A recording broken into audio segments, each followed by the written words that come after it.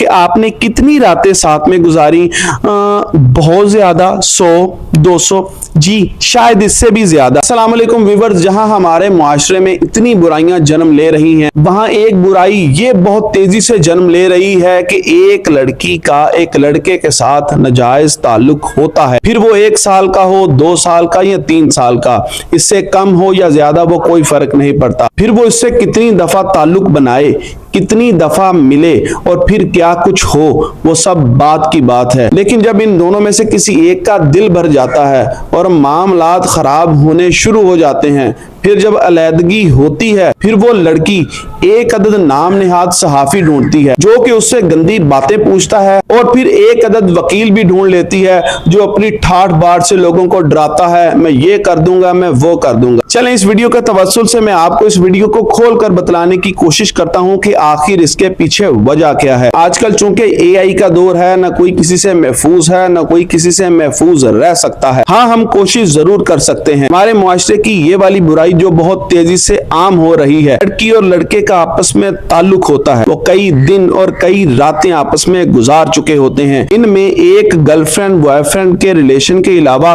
कुछ भी नहीं होता। और जब लड़की या लड़के में से, इन दोनों में से किसी के मामलात खराब होना शुरू होते हैं या इन दोनों में से किसी का दिल भर जाता है, तो फिर वो क्या करते हैं, फिर वो एक दूसरे की वीडियो एक दूसरे को भेजना शुरू कर देते हैं, एक दूसरे को धमकाना शुरू कर देते हैं, एक दूसरे से पैसे खाना शुरू कर देते हैं, या एक लड़के की डिमांड को पूरा नहीं कर पाती, वो कहता है कि उसकी डिमांड को भी पूरा करो, उसकी डिमांड को भी पूरा करो। जब लड़की इन सब चीजों से तंग आ जाती है या फिर लड़का इन सब चीजों से तंग आ जाता है, फिर वो रोती है और एक अदद सहाफी को खरीद लेती है और सहाफी उसका आकर शरेआम इंटरव्यू करता है। लेकिन इन सहाफी बगैरतों से ये मैं बात कहना चाहता हूं कि अगर तुम्हारी माँ बहन के साथ कोई ऐसी हरकत कर जाए तो तुम सबके सामने इस तरह से इंटरव्यू कर लोगे या उसका इंटरव्यू कर दोगे। अब वो बेचारी मासूम बन के रो रो के उसको ये कह रही होती है, मेरे साथ ये हो गया, मेरे साथ ये हो गया। और जब सहाफी उससे ये सवाल करता है ना कि आपने कितनी रातें साथ में गुजारी,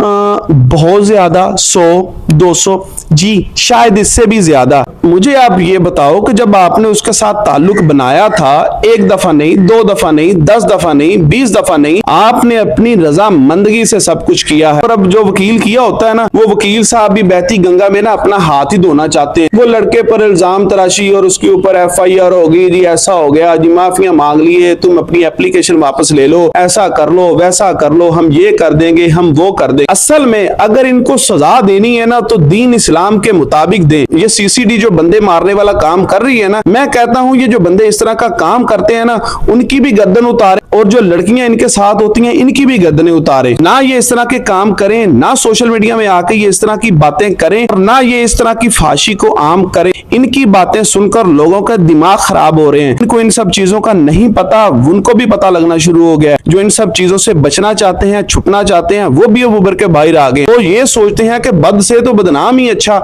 चलो बदनाम ना होंगे, हमारा नाम ना होगा। ऐसी हरकतों की वजह से पहले एक लड़की बाहर आई, फिर 2 आई, अब पता नहीं दर्जनों आ गई हैं, और आकर ये कहती हैं हमारे साथ तो पता नहीं कितनी दफा हो गया। तो जब हो रहा था तब आप सत्तू पी के सो रही थी कि आपको उसने टीके या कोई गोलियां या कोई और चीज देकर बेहोश किया हुआ था? और फिर 1 दफा बेहोश नहीं किया था, आपको कई सैकड़ों दफा बेहोश किया था। तब आपकी गैरत कहां पर थी?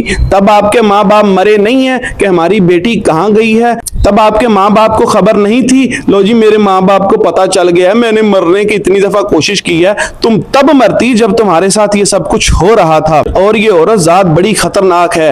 ये जितनी मासूम बनकर सहाफी को इंटरव्यू देती है, ये जितनी मासूम बनकर किसी वकला से बात करती है, इसके आंसू भी झूठे हैं, इसके आंसुओं से भी बचो, इसके वार से भी बचो, इसके खतरनाक इरादों से भी बचो। ये जितनी सजा उस मर्द को मिलनी चाहिए, उससे ज्यादा सजा इस औरत को मिलनी चाहिए कि तुम्हें पर्दे में रहने का हुक्म दिया गया था। तुम्हारी चादर और चार दीवारी की जो इज्जत थी वो तुमने खुद संभाल के रखनी थी, इसने नहीं संभाल के रखनी थी। जबकि तुमने सारा कुछ खोलकर इसके सामने रख दिया, फिर वो तो बहती गंगा में हाथ धोए गई। तो लिहाजा मेरी इन सहाफी और उन बुकला से गुजारिश है जो सिर्फ चंद पैसों के लिए, चंद व्यूज के लिए ऐसी बातें पूछते हैं, उनसे मजे लेते हैं और ट्रेंडिंग में लेकर आते हैं इनको। फिर हमारी वैसी खच्च अवाम है जो इन सबको देख लेती है, इनके पेजेस पर जाती है, इनको लाइक शेयर और कमेंट कर करती है जनाब, गंदे बंदे को ये फुल प्रमोट कर देते हैं। चूंकि हमारी आवाम इन सब में ही खुश रहती है और इन सब में ही खुश रहना चाहती है। इसकी मिसाल मैं आपको चलो यूं दे देता हूं। वो बाबा जी थे जिन्होंने बारिश में खड़े होकर कुछ नजेबा अल्फाज इस्तेमाल किए, आपने उसको पकड़ के जनाब अपने कंधों में बिठा लिया। वो शाह जड़ था, उसने बकवास की, आपने उसको पकड़ के फेम दिलवा दिया। मतलब कि हमारा कोई स्टैंडर्ड ही नहीं है यार। कोई चवली मारता है, कोई बकवास काम करता है, आप उसको पकड़ के जनाब अपने सर पे बिठा लेते हो, उसको लाखों में देखना शुरू कर देते हो। मतलब आप में इल्म और तरबियत की कोई चीज रह ही नहीं गई। फिर यूनिवर्सिटियों में इतने इतने पैसे क्यों दे के पढ़ रहे हो? ना पढ़ो यार, इस तरह का कंजर खाना शुरू कर दो। टिकटॉक पे आ जाओ, यूट्यूब पे आ जाओ, फेसबुक पे आ जाओ, बहनें नचाओ, माएं नचाओ, पैसा कमाओ, छोड़ो ये सब कुछ काम। अल्लाह हाफिज।